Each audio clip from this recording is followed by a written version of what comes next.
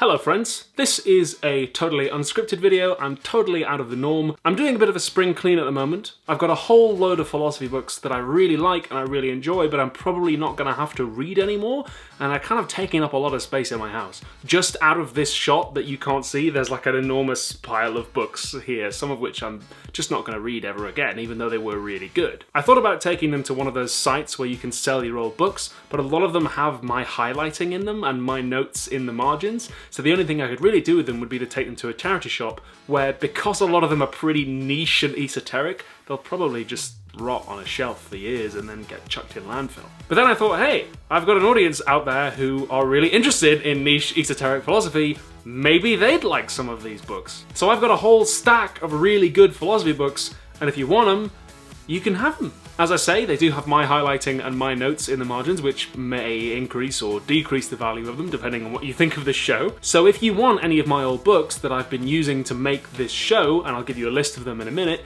send me an email. My email's in the description. I'll do it on a first come, first served basis, and shall we say a month from today, from when this video is published, I'll make that a cut-off point, and any that I've still got after then, I'll just give away to charity shops. Shall we say £5 a pop, plus post and packaging? That's probably a lot cheaper than you get most of them first hand. Send me an email saying which one you want, I'll send it out to you. When you get it, send me the money. So without further ado, here's all the books I've got for you. First up, Auntie Fer, the Anti-Fascist Handbook by Mark Bray. This one caused a bit of a stir when it came out last year. It was one of the major texts that I used to create my Philosophy of Auntie Fer video. So if you're interested in what I've written in the margins of this and the various sections I've highlighted, then this one might be for you. Oh man, this one's really good, but at the same time I'm really excited to give it away because I want other people to read it and get the same thing out of it I did. Leila Ahmed's Women and Gender in Islam. It's a history of women in Islam. Simple as. But in the context of today's discourse, shall we say, about Islam, it's a fantastic myth buster. I love this book. It goes all the way from the founding of Islam all the way through the medieval era and all the way up to now, when people talk about things like the veil and the role of Muslim women in society. It is, yeah, it's fantastic. Please someone buy this one. It's really good. It shouldn't just sit on a charity shop bookshelf and then be discarded because it's brilliant. Brilliant work of scholarship. Next, Simon Critchley, Infinitely Demanding: The Ethics of Commitment, Politics of Resistance. This one's really cool. It's pretty ambitious. I've talked about it on the show a little bit before. Critchley tries to put across an entirely new theory of mind and then apply that theory of mind to ethics and to religion.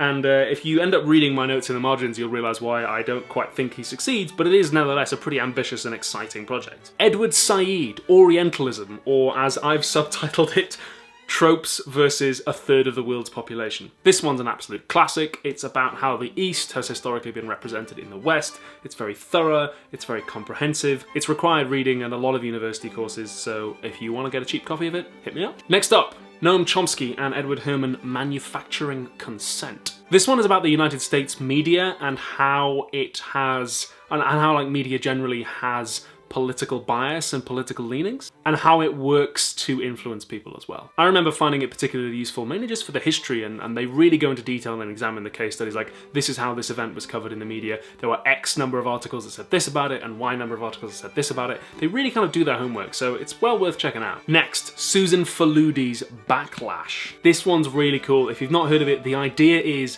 it's a history not of feminist progress, but of all the times that progress has been undone, that there's been like a backlash, as she calls it, against feminism and women's rights have been taken away. And it's about what we can learn from that and what those episodes have in common. Again, like Manufacturing Consent, I got a lot of history knowledge out of it, so if that's something you're interested in, check it out. This one's really good. Louise Richardson, What Terrorists Want. Basically, the title says it all. Louise Richardson is an expert on terrorism. She's interviewed quite a lot of terrorists in putting this book together. Sadly, it's continually relevant, but quite an eye-opener. Rennie Edo-Lodge, Why I'm No Longer Talking to White People About Race. You may have seen my video talking about this one in depth. It's winning all kinds of prizes at the moment. It's getting to all tops of bestseller lists at the moment, so you could probably pick up a copy from me cheap. It's really good. If you want to know my in-depth thoughts on it, I did a whole video about it you can go and watch. It's not really the sort of thing that I'm going to need to read again, even though it was really good. So yeah, if you like it, if you've been seeing it in the news and you want to pick it up, send me an email. Max Horkheimer, The Eclipses of Reason. This one's got a few interesting points in it. If you've never read any Horkheimer before, it's pretty simple. It's pretty accessible. Again, it's got some of my, like, on occasion slightly humorous notes in the margin. This one's really good. Jose Medina, The Epistemology of Resistance. This one's about ethics and knowing. I've cited this one numerous times in the show. There's several passages that are highlighted and notes written in the margins. I've found this one really useful. I hope one of you can as well. Next, it's been on my bookshelf for a while, Paul Mason, Post-Capitalism, A Guide to Our Future. I read this one years ago. It's about capitalism and where it's going and why Mason thinks it's going to break down relatively soon because of information technology. If you've seen my series, years old now, before I had the beard, on Marx, I did a whole series called Mad Marx that was in 4 parts to time with the release of Mad Max Fury Road. And part 4 was Beyond Capitalism, and that drew quite heavily on Mason's ideas. I would recommend this one, whether you get a copy from me or you get a copy from someone else. I would recommend checking this one out because it's pretty interesting. Laura Maria Agustin's Sex at the Margins. It's about sex work and migrant sex work in particular. It includes the voices of sex workers and migrant sex workers to examine the ways in which we talk about those groups of people. The whole thing's like very interesting. It examines the discourse surrounding sex work.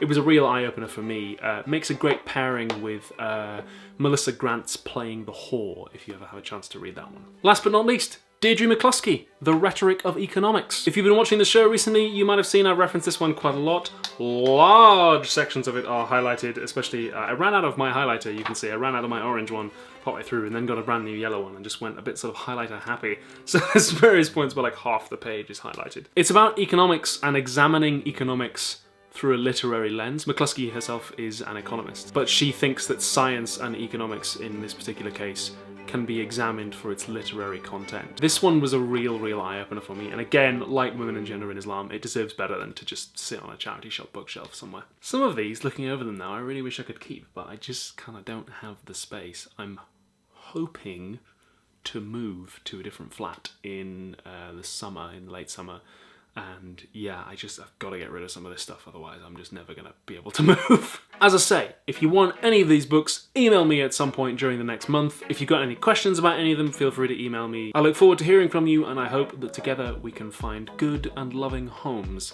for all of these fantastic texts. Thanks very much for watching, and I'll see you in whatever I make next. Bye!